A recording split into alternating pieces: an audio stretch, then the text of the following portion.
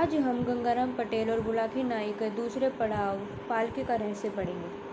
अगले दिन रोज की भांति प्रातः दोनों फिर उठे और नित्यक्रम करने के बाद दोनों अपनी मंजिल की ओर चल पड़े। पूरे दिन उनकी यात्रा सकुशल जारी रही। दोनों ने मार्ग के नए नए दृश्य देखे, नए नए गांवों को देखा। जब शाम घिरने लगी तो दोनों को रात बिताने की चिंता हुई। वे और आगे बढ़े तो उन्होंने एक नगर दिखाई दिया। तो मुख्य मार्ग से हटकर वे उसी नगर की ओर चल पड़े। दोनों ने ठहरने के लिए एक धर्मशाला तलाश की। उस धर्मशाला में वे रात्रि विश्राम के लिए ठहर गए।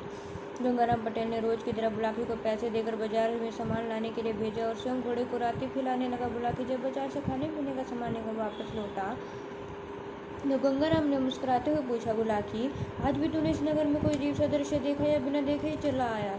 बुलाकी बोला, पटेल जी, आज जब मैं भोजन का सामान खरीद कर वापस लौट रहा था तो मैंने एक अनोखा नज़ारा देखा। मैंने देखा कि एक प्रौढ़ स्त्री एक पालकी में बैठी हुई है और 3 कहेरों के साथ एक राजपुरुष उस पालकी को अपने कंधों पर उठाए चले आ रहे हैं।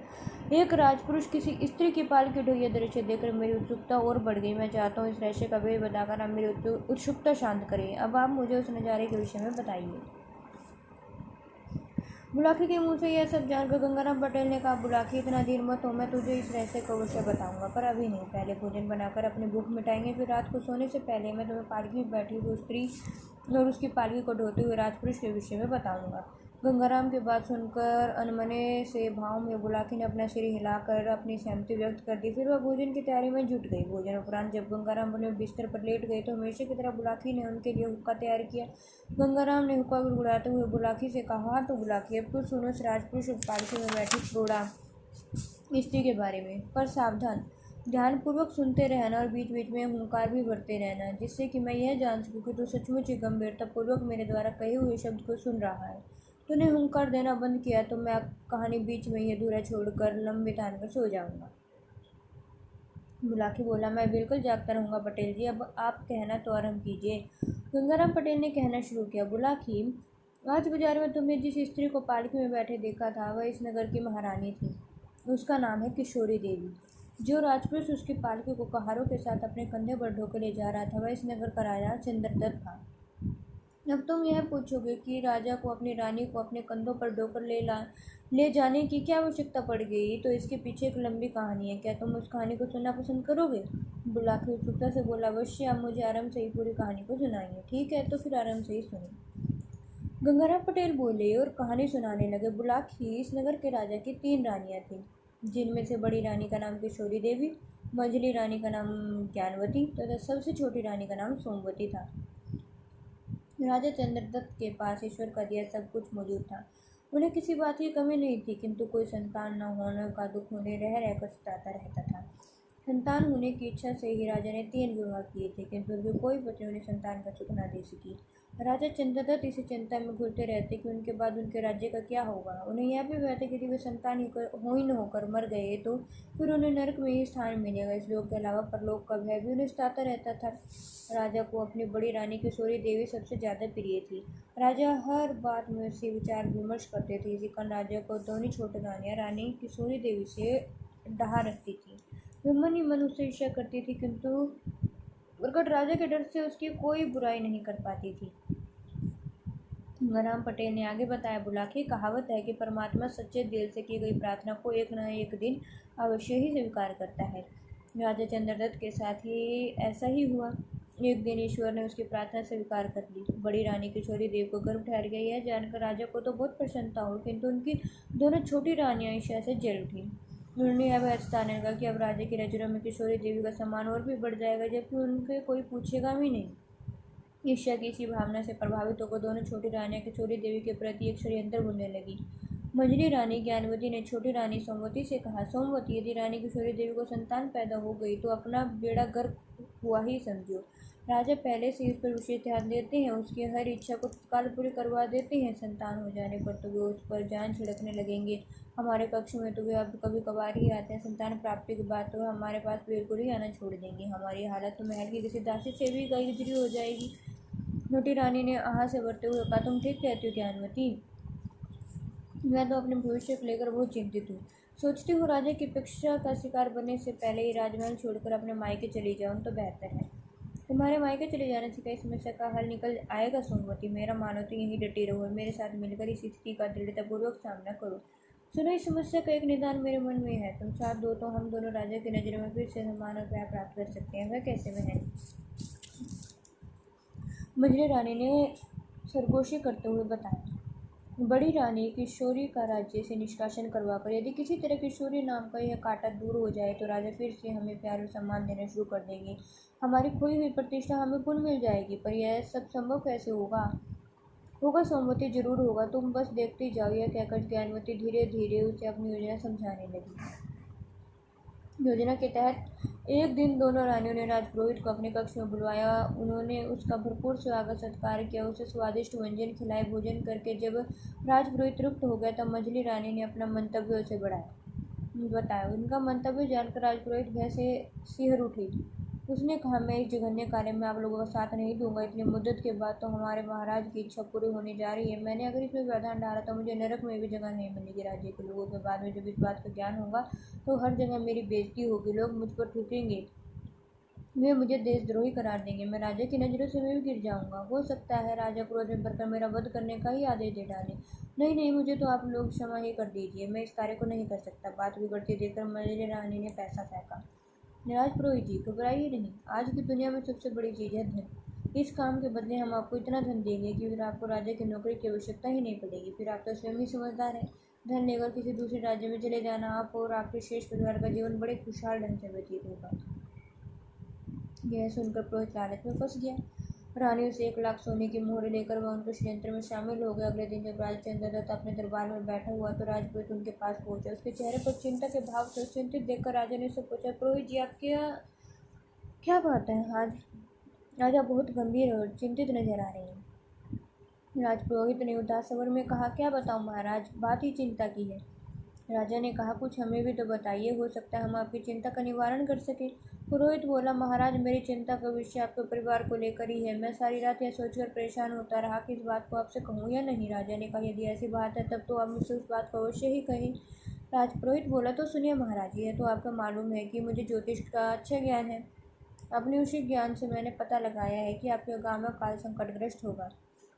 आप निकट भविष्य में एक बहुत बड़ी विपत्ति में फंसने वाले हैं। राजा ने शंकित स्वर में पूछा, वह किस कारण से? क्या हमारा कोई दुश्मन राजा हम पर हमले की तैयारी कर रहा है? नहीं महाराज, ऐसा कुछ नहीं है। ईश्वर की कृपा से आप इतने सक्षम है कि किसी भी दुश्मन के हमले को विफल करने की शक्ति आप में है। मेरी चिंता का कारण तो आपकी होने वाली संतान है। राजा ने व्यंग्य स्वर में पूछा, मेरी संतान? हमको समझे नहीं पुरोहित जी, आप हमें सारी बातें खुलकर विस्तारपूर्वक बताइए। राजपुरोहित बोले, राजन, आपकी बड़ी रानी के गर्भ में जो शिशु पल रहा है वह आपके लिए बहुत अनिष्टकारी है। मेरा ज्योतिष ज्ञान कहता है कि उसके जन्म के बाद जैसे ही आप उस शिशु का मुंह देखेंगे आपके नेत्रों की ज्योति चली जाएगी, आप हमेशा के लिए अंधे हो जाएंगे। यही मेरी चिंता का विषय है। यह सुनकर राजा ने एक लंबी सांस भरी। फिर उन्हें चिंतातुर स्वर में पुरोहित से कहा, पुरोहित जी, हम अंधे बनकर जीवन व्यतीत करना नहीं चाहते, लेकिन हम यह भी नहीं चाहते कि हम अपनी औलाद के सुख से वंचित रहें। क्या कोई ऐसा उपाय नहीं है जिससे कि हम अंधे भी न और अपने पुत्र सुख को भी प्राप्त कर सकें? राजपुरोहित बोला, उपाय तो है महाराज, किंतु आप उस उपाय को कर पाएंगे इसमें संदेह है। राजा ने कहा, आप इस उपाय को बताएं, हम उसे अमल करने की कोशिश करेंगे। राजपुरोहित बोला, राजन, उपाय यह है कि संतान पैदा होने से पहले ही आप अपनी रानी को त्याग कर दें। यह राज्य से बाहर जाकर अपनी संतान को जन्म दे। इस प्रकार ना तो आप अपने पुत्र का मुख देख सकेंगे, दूसरा आप पर निर्वंशी होने का कलंक मिट जाएगा। राजपुरोहित के ऊपर बहुत विश्वास करता था तो उसने राजपुरोहित की बात मान ली। एक दिन उसने रानी से किसी तीर्थवर जाने का बहाना बनाया, उनसे साथ लेकर चल पड़ा। रास्ते में एक भयानक जंगल आया, वहाँ उसने अपनी गर्भवती रानी को सोते हुए छोड़ दिया। साथ ही उसके पास एक पत्र भी छोड़ दिया जिसमें लिखा था, अब तुम स्वतंत्र हो और जहाँ तुम्हारा जी चाहे जा सकती हो। रानी जब जागी और अपने पास अपने पति को ना पाया तो वह भयभीत होकर कंदर्दन करने लगी और उसका नाम ले लेकर पुकारने लगी। लेकिन राजा कहाँ से आता? वह तो अपनी मर्जी से उसे घनघोर जंगल में छोड़ गया था। काफ़ी देर तक विलाप करने के बाद जब रानी सामान्य हुई तो उस पर स्थिति का बोध हुआ। पत्थर पढ़कर वह समझ गई कि राजा ने जानबूझकर उसका त्याग कर दिया है। अब उसे अपने साथ उस अबोध शिशु की भी चिंता हुई जो उसकी कोख में बढ़ रहा था। तब वह अपने मन में धैर्य धारण करके उस वन में विचरण करते हुए कुलंटी पर चल पड़ी। 2 दिन तक लगातार चलने के बाद रानी एक साधु के आश्रम में जा पहुंची। प्रसव भार से दबी एक महिला को घनघोर जंगल में बने अपने आश्रम में देखकर साधु की आंखें आश्चर्य से फैल गई। उसने किशोरी से वहां पहुंचने का कारण पूछा तो उसने रो रोकर सारी बातें साधु को बता दी।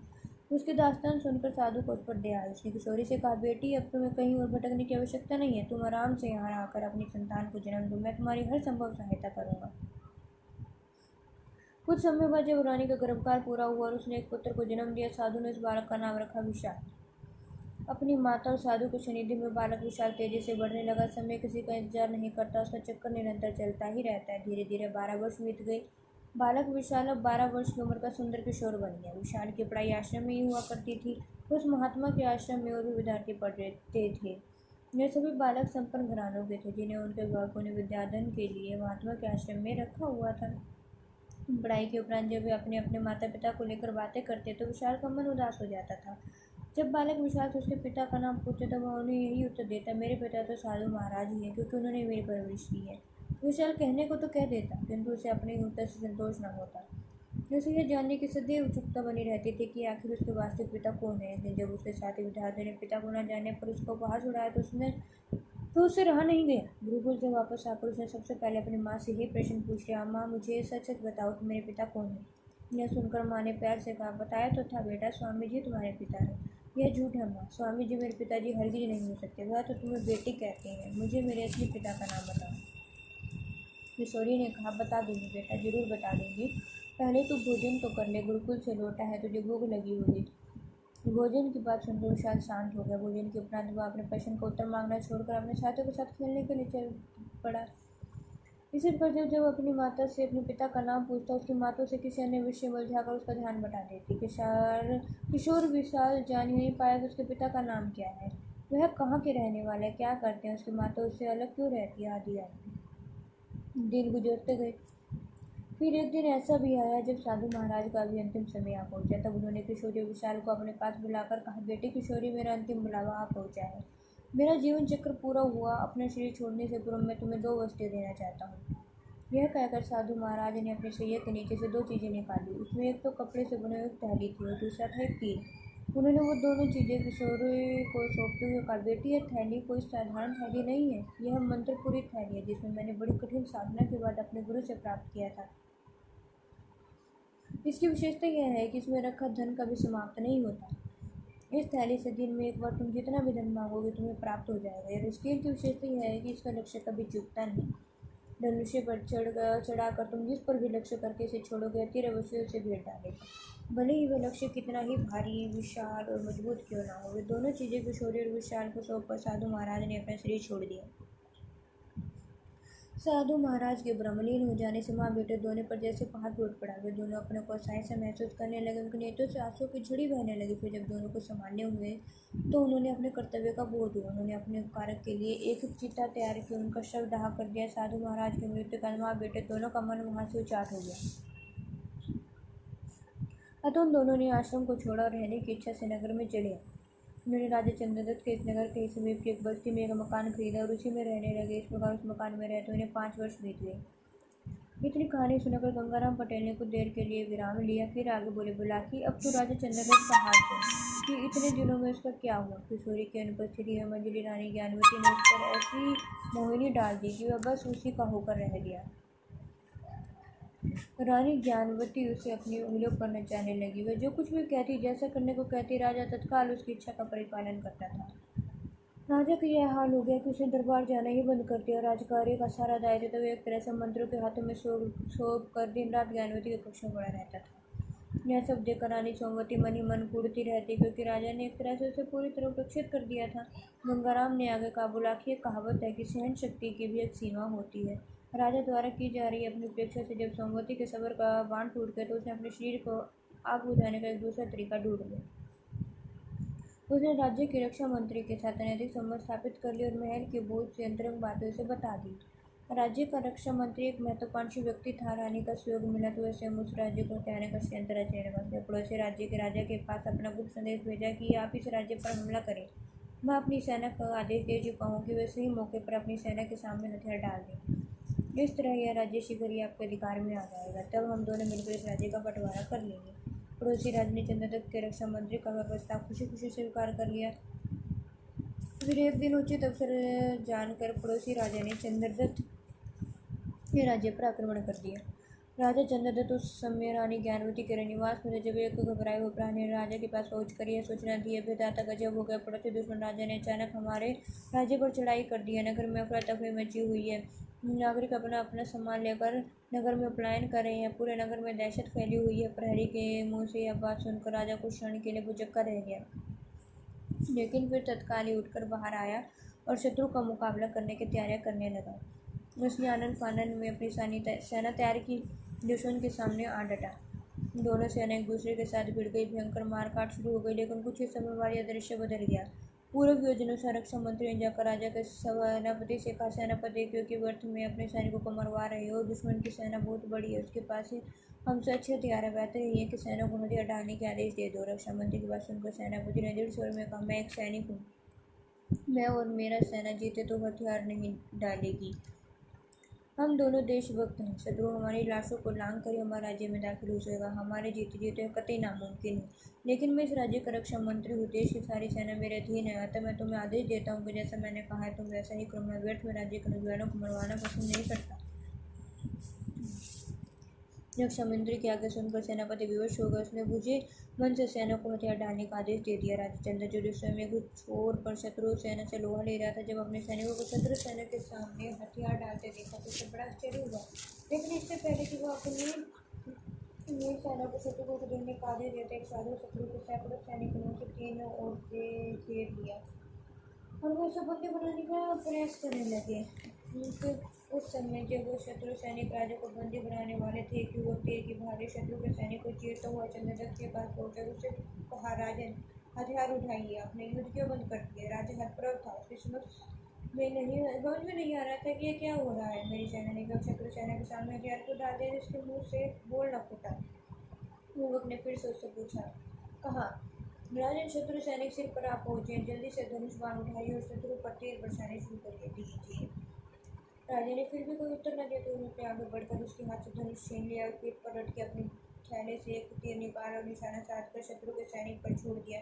तीर सनसनाता हुआ शत्रु सैनिकों की ओर लगा। राजा की आंखें आश्चर्य से फैल गई जब उसने देखा कि युवक के छोड़े तीर ने एक साथ 25 सैनिकों की लाशें जमीन पर बिछा दी। इससे भी ज्यादा आश्चर्य से बात पर हुआ कि शत्रु सैनिक के मारने के बाद वो तीर तत्काल उठकर युवक के हाथ में आ गया।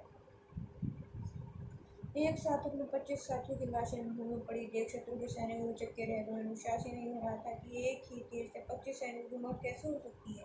उनका आगे बढ़ना कुछ पल के लिए रुक गया। युवक ने प्रतीक्षा नहीं की, उसने पतंगा खींचकर दूसरी बार तीर को शत्रु के 100 सैनिकों पर छोड़ा। 100 सैनिकों को मारकर तीर को युवक के हाथ में आ गई। युवक ने तीसरी बार जब तीर को शत्रु की ओर फेंका तो इस बार उसने शत्रु के 500 सैनिकों का वध कर डाला। फिर वह लौटकर पुनः युवक के हाथ में पहुंच गया। यह दृश्य देखकर शत्रु के सैनिकों का हौसला पस्त हो गया। राजा को पकड़ने का विचार त्याग और पीछे की ओर भाग लिए। कुछ ही देर में मैदान साफ हो गया। अपने साथियों को रणभूमि में छोड़कर भागते देख शत्रु सेना का मनोबल बिल्कुल ही टूट गया और मैदान छोड़कर भाग निकले।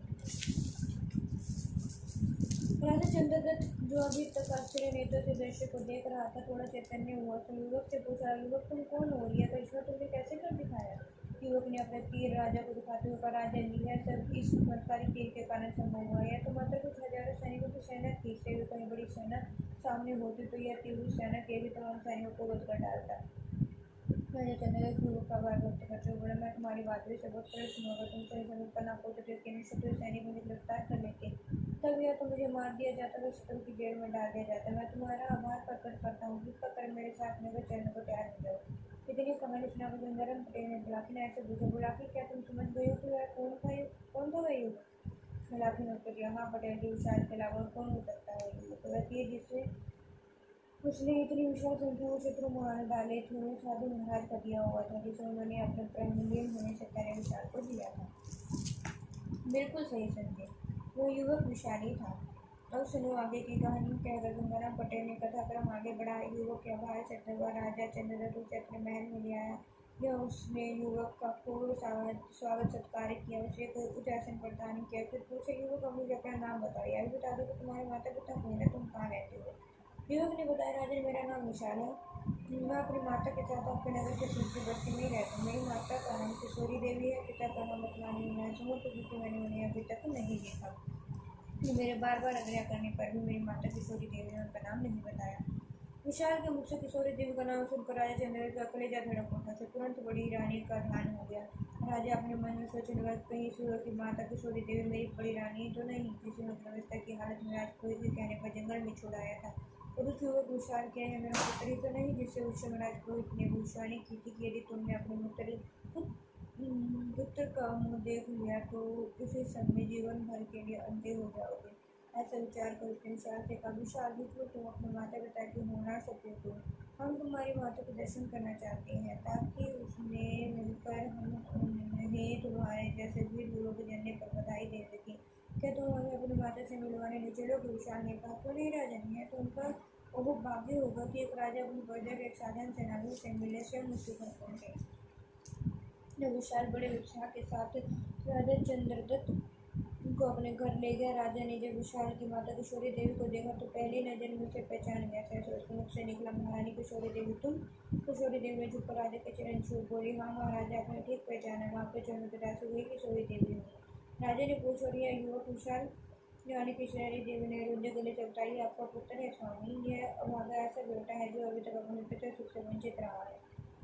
राजा ने तब बार बार अपने पिछले व्यवहार की रानी किशोरी देवी से क्षमा मांगी और कहा, महारानी, अब तो जो हो चुका है उसे भूल जाइए और अब राजमहल में चलकर अपने पद को प्रतिष्ठित कीजिए। राजा की बात सुनकर रानी किशोरी देवी कुछ कहने ही चाहती थी कि तभी विशाल बोल पड़ा, राजन, इतना तो मैं जान ही चुका हूँ कि आप मेरे पिता हैं, किन्हीं कारणों से आपने भविष्य में माता का त्याग कर दिया था। मैं उन कारणों को जानना नहीं चाहता, तो इतना अवश्य कहूँगा कि मेरी माता अब आपके राजमहल में एक शर्त पर ही वापस आएगी। राजा ने आपकी आशंकित स्वर में पूछा, कौन सी शर्त पर बेटा? विशाल बोला, शर्त यह है कि आप स्वयं अपना कंधा लगाकर पहाड़ों के साथ इन्हें पालकी में उठाकर ले चलेंगे, तभी यह राजमहल जाएगी, अन्यथा नहीं। राजा ने अपने पुत्र का आग्रह से स्वीकार कर लिया और रानी की पालकी होने के लिए तैयार हो गया। कहानी का समापन कर गंगाराम पटेल ने बुलाकी नायक से कहा, बुलाकी, अब तो तुम समझ ही गए होगी, पालकी में बैठी वो करोड़ा स्त्री कौन थी और उसकी पालकी वो पहाड़ों के साथ ढोने वाला वो राजपुरुष कौन था? हाँ पटेल जी, बिल्कुल समझ गया, आपने मेरी शंका का समाधान कर दिया है, तो मैं भी वापस जाने का विचार त्यागता हूँ। मैं अब आपके साथ आगे की यात्रा पर चलूँगा। ठीक है, अब तुम भी सो जाओ, मेरी आँखों में भी नींद आने लगी है, सुबह उठकर फिर से यात्रा आरम्भ करनी है। कहकर गंगाराम पटेल ने चादर ओढ़ ली, बुलाकी भी सोने का उपक्रम करने लगा। आज हम गंगाराम पटेल और बुलाकी नाई के दूसरे पड़ाव पालकी का रहस्य पढ़ेंगे। अगले दिन रोज की भांति प्रातः दोनों फिर उठे और नित्यक्रम करने के बाद दोनों अपनी मंजिल की ओर चल पड़े। पूरे दिन उनकी यात्रा सकुशल जारी रही। दोनों ने मार्ग के नए नए दृश्य देखे, नए नए गांवों को देखा। जब शाम घिरने लगी तो दोनों को रात बिताने की चिंता हुई। वे और आगे बढ़े तो उन्होंने एक नगर दिखाई दिया। तो मुख्य मार्ग से हटकर वे उसी नगर की ओर चल पड़े। दोनों ने ठहरने के लिए एक धर्मशाला तलाश की। उस धर्मशाला में वे रात्रि विश्राम के लिए ठहर गए। गंगाराम पटेल ने रोज की तरह बुलाकी को पैसे देकर बाजार में सामान लाने के लिए भेजा और स्वयं घोड़े को रात्रि खिलाने लगा। बुलाकी जब बाजार से खाने पीने का सामान लेकर वापस लौटा तो गंगाराम ने मुस्कुराते हुए पूछा, बुलाकी, आज भी तूने इस नगर में कोई अजीब सा दृश्य देखा या बिना देखे ही चला आया? बुलाकी बोला, पटेल जी, आज जब मैं भोजन का सामान खरीद कर वापस लौट रहा था तो मैंने एक अनोखा नज़ारा देखा। मैंने देखा कि क्रोड़ा स्त्री एक पालकी में बैठी हुई है और 3 कहेरों के साथ एक राजपुरुष उस पालकी को अपने कंधों पर उठाए चले आ रहे हैं। एक राजपुरुष किसी स्त्री की पालकी ढोई यह दृश्य देखकर मेरी उत्सुकता और बढ़ गई। मैं चाहता हूँ इस रहस्य का भेद बताकर आप मेरी उत्सुकता शांत करें। अब आप मुझे उस नज़ारे के विषय में बताइए। बुलाकी के मुंह से यह सब जानकर गंगाराम पटेल ने कहा, बुलाकी, इतना देर मत हो, मैं तुझे इस रहस्य का अवश्य बताऊंगा, पर अभी नहीं। पहले भोजन बनाकर अपनी भूख मिटाएंगे, फिर रात को सोने से पहले मैं तुम्हें पालकी में बैठी हुई स्त्री और उसकी पालकी को ढोते हुए राजपुरुष के विषय में बताऊंगा। गंगाराम की बात सुनकर अनमने से भाव में बुलाकी ने अपना सिर हिलाकर अपनी सहमति व्यक्त कर दी। फिर वह भोजन की तैयारी में जुट गई। भोजन उपरांत जब गंगाराम अपने बिस्तर पर लेट गए तो हमेशा की तरह बुलाकी ने उनके लिए